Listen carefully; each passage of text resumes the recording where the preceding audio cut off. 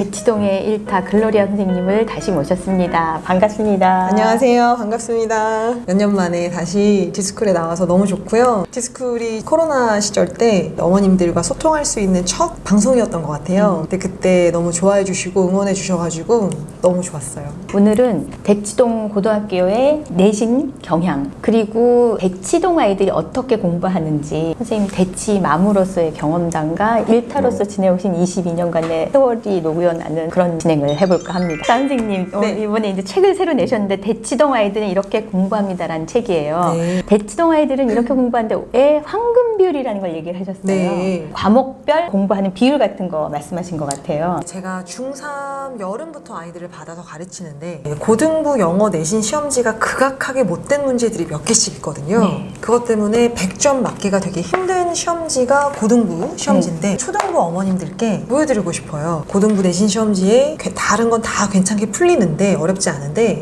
킬러 문제라고 소위 불리는 문제가 한 3개에서 4개 정도 학교별로 있습니다. 아마 그거를 보신 순간 아, 내가 영어를 쉬면은 안 되겠구나 이 생각이 자동으로 들어오실 거예요. 반드시 누구나 그 시험지를 보시면. 근데 사실 초등 어머님들, 중등 어머님들까지도 고등부 숙명 휘문고 시험지를 사실 쉽게 찾아서 보긴 좀 힘들고, 근데 그 어려운 문제를 맞추려면 대치동 일반고에서 국영수가의 비중을 영어를 놓지 않고 한 1에서 2 정도를 계속 유지한 친구들이 결국 딱 1학년 1학기 딱 내신 시험지를 100점을 맞거나 1등급을 맞더라고요.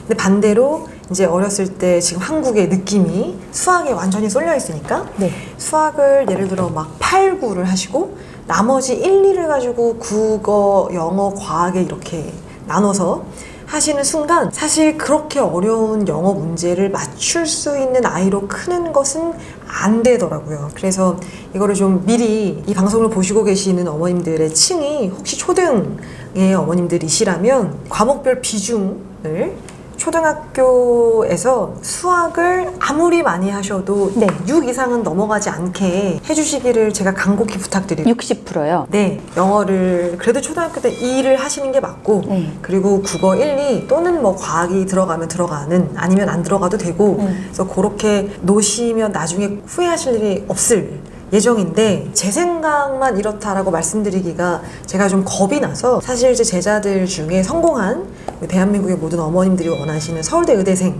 고대 의대생, 서울대 치대생 10명을 심층 조사를 했어요. 그랬는데 정말 놀라운 결과는 네. 그들 중에 그 누구도 수학을 6을 넘어가게 밸런스를 잡은 적이 한 번도 없습니다. 초등학교 때도요? 네, 초1 때부터 고3 때까지요. 특히 수학을 잘하는 친구는 고3 때는 아예 수학을 안 듣더라고요. 모두가 따라해서는 안 됩니다. 네, 네, 맞습니다. 그리고 오히려 영어가 초1, 2, 3, 4 때까지는 거의 막 7 정도로 유지하는 친구들도 있었고 제가 보면서도 영어를 이렇게 많이 했어? 할 정도로 되게 놀라운 일이었는데 무엇보다 눈에 띄는 건 저는 그중에 KMO 준비한 남학생이 2명이 있었어요. 10명 네. 중에. 그 2명은 그 밸런스를 제가 숫자로 매기라고 했는데 그 KMO 준비한 친구들마저도 가장 빡세게 준비할 때가 6학년 중1, 중2잖아요. 네. 그때도 수학은 6을 넘어가지 않더라고요. 그래요? 네. 그래서 제가 너무너무 그 부분이 놀랍고 사실 내심으로는 너무 좋았고 그래서 이제 추가 질문을 한번 그 친구 2명한테 해봤어요. KMO 준비, 영재고 준비했던 친구들. 근데 그 둘 다 영재고를 준비를 하다가 예를 들어 뭐 옆집 아이는 3개월 만에 입상을 하고 1년 반 만에 가서 금메달을 따오는 자기 옆에 친구가 있었는데 본인은 1년을 해도 예선 통과가 안 되고 2년을 해도 금메달에는 아예 가까이 가지 않는 본인을 발견하고 아 나는 일반고로 틀어야지 해서 이제 틀은 아이가 있었어요. 그리고 이제 용인을 가고 싶었는데 용인외고를 못 가서 휘문고를 간 친구가 있었는데 그 친구한테 이제 물어봤어요. 어떻게 같은 나이인 거죠? 네, 네. 어린 나이에 2번의 고배를 이미 맞는 경험을 한 아이인 맞습니다. 거예요. 네. 그래서 그 친구에 대해서 제가 2가지 말씀드릴 게 있는데 한 가지는 이 실패 경험을 2번을 타닥 겪고 나서 집에 어머니 아버님 너무 훌륭하시고 위에 막 숙명여고 다니던 누나가 있었고 그리고 본인은 이제 휘문고를 갈 예정이고 근데 본인한테 주어진 어떤 암묵적인 시선이 조금 부담이 많이 됐는데 본인이 한 2년 동안 KMO가 이제 예선과 입상이 안 되는 실패를 경험을 하고 아 내가 할 수 있는 것은 휘문고 일반고를 가서 자사고 전교 1등을 하겠노라 라는 그 절실함이 생기더래요. 그래서 이 친구가 했던 얘기는 내신은 절실함이 없으면 할 수 없다. 두 번째 이제 제가 이 친구를 조금 더 심층 면접을 봐서 알게 된 것은 그 영재고 준비하느라 그 바쁜 중1, 2때 어떻게 수학을 6밖에 안 하고 영어를 1에서 2를 하느냐 물어봤더니 어머니께서 네. 위에 누나를 키워보셨잖아요. 키워보시고 나서 우리 아이가 어차피 영재고 준비를 하다가 말았고 희문고나 뭐 용인이나 하나고를 가서 제너럴리스트가 되고자 했는데 그럴 때는 어릴 때부터 수학을 너무 많이 해서 잘 하니까 영어를 주 1회를 죽도록 시켜야 되겠구나 라는 그 중심이 있으셨대요.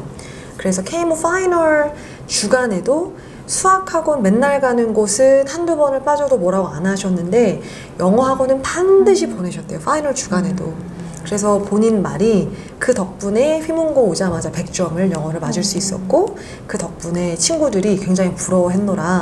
입시로 성공한 이유 중에 하나가 남들이 고등학교 와서 영어에 좀 발목 잡히는 케이스들이 좀 많았는데 끈을 놓지 않아서 잘 됐다라고 너무 제가 듣고 싶은 피드백을 줘서 이거 꼭 어머님들한테 말씀드리고 싶다 하는 측면이 있었습니다. 수학과 과학에서 끝을 볼 수 있는 정도의 검증된 영재나 천재가 아니라면 네. 제너럴리스트의 길로 가야 더 수월하고 입시도 환경이 더 그에 더 맞춰져 있다는 얘기신 거죠. 그쵸. 왜냐하면 영재고를 결국 가는 친구는 정말 요만큼밖에 네. 안 되는데 나머지 다 제너럴리스트여야 성적이 1점대로 끊어지는 거잖아요. 근데 영어 던지시고 국어 약간 던지시고 중1, 2를 수학만 하셔가지고 수학과학은 천재적으로 너무 잘하는 아이는 맞는데 던지지 않아도 된다. 더 넓은 길이 있다. 네, 그런 네, 거죠. 우리나라 네. 입시 환경에서. 네, 맞습니다. 그리고 국어나 영어를 던지고 얻는 수학의 그 능력치가